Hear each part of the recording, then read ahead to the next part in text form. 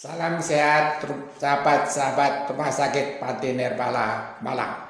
Saya Dr. Martinus Indrarko, dokter spesialis kedokteran jiwa Rumah Sakit Panti Nirbala Malang.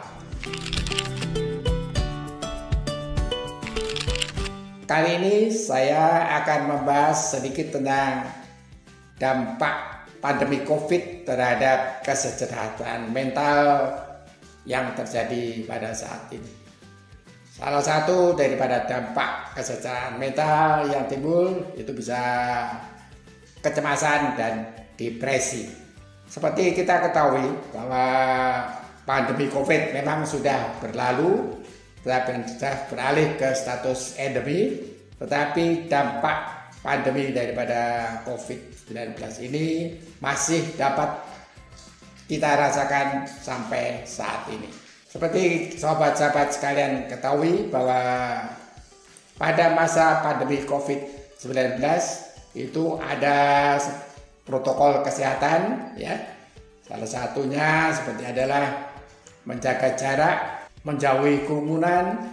Ini semua akan bisa menimbulkan rasa kecemasan, kekhawatiran, ketakutan akan ketularan. Rasa kecemasan inilah yang bisa menimbulkan dampak yang berlanjut bila tidak ditangani dengan baik. Dampak daripada kecemasan ini bisa berlanjut menjadi lebih parah, bahkan bisa menimbulkan suatu gangguan panik.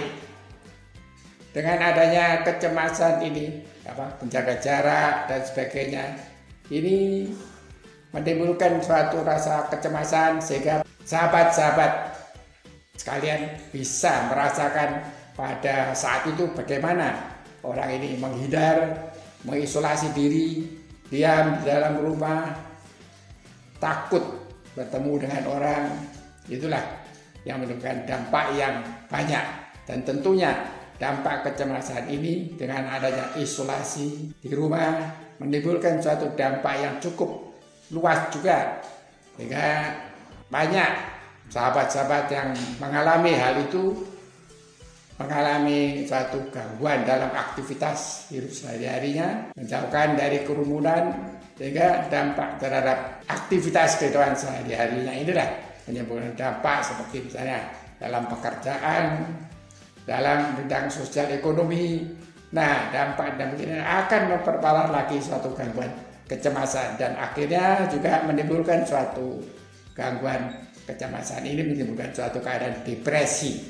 Nah, dampak daripada ini semua akan menjadi lebih cukup luas, lebih dapat bila ini berlanjut sampai berkepanjangan. Dampak lain misalnya seperti pada agar aturan harus cuci tangan, ya, takut lalu ketularan.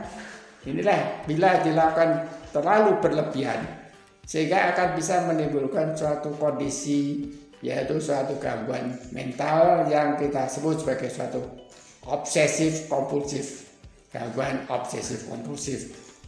Bila ini telah terus-menerus juga akan menimbulkan suatu gangguan yang lebih parah. Dampak lain misalnya pada gangguan mental seperti misalnya pada protokol kesehatan.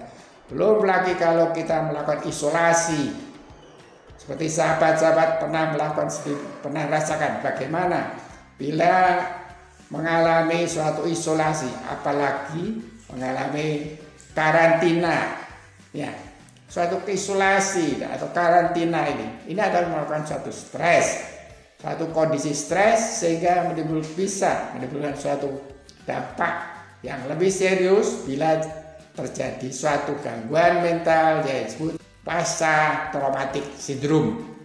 traumatic syndrome.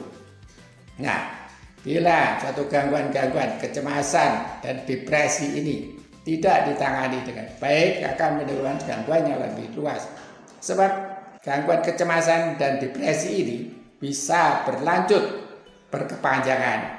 Bahkan bisa kita rasakan sampai saat ini walaupun sudah keadaan endemik. Seperti misalnya salah satu contohnya yang sering sahabat-sahabat sekalian bisa lihat antara lain takut untuk melakukan suatu perjalanan dengan menggunakan transportasi umum. sehingga mereka takut untuk melakukan itu, takut kalau ketularan. Takut juga untuk berkumpul-kumpul di tempat umum, melakukan satu misalnya untuk makan di tempat makan di mana banyak orang berkumpul. Nah, keadaan-keadaan inilah yang akhirnya menimbulkan suatu kondisi yang menimbulkan suatu aktivitas kehidupan sehari-hari daripada sahabat-sahabat sekalian bisa terganggu. Dan tentunya akibatnya selain daripada kondisi mental, juga kondisi dalam hal misalnya menimbulkan suatu pengangguran, kehilangan dalam pekerjaan. Nah, ini semua tentu akan memperberat suatu aktivitas sehari-harinya, sosial ekonominya, dan ini akan merupakan satu dampak yang akhirnya bergulir menjadi lebih lanjut, bisa menimbulkan suatu kondisi kecemasan, depresi yang lebih parah. Lebih-lebih bila penderita ini, apabila ada sahabat-sahabat sekalian yang pernah merasakan hal ini, bisa menimbulkan suatu keadaan yang depresif lebih parah, sampai timbul suatu perasaan-perasaan atau pikiran-pikiran untuk bunuh diri. Nah, inilah yang perlu kita perhatikan, dan sahabat-sahabat sekalian perlu tahu satu kondisi seperti ini perlu mendapatkan suatu penanganan yang lebih serius. Nah, itulah tadi sekitar gambaran daripada suatu kondisi daripada kesejahteraan mental pada pandemi post-COVID tadi. Dan sekian itu apa yang bisa saya berikan, cuma merupakan suatu gambaran.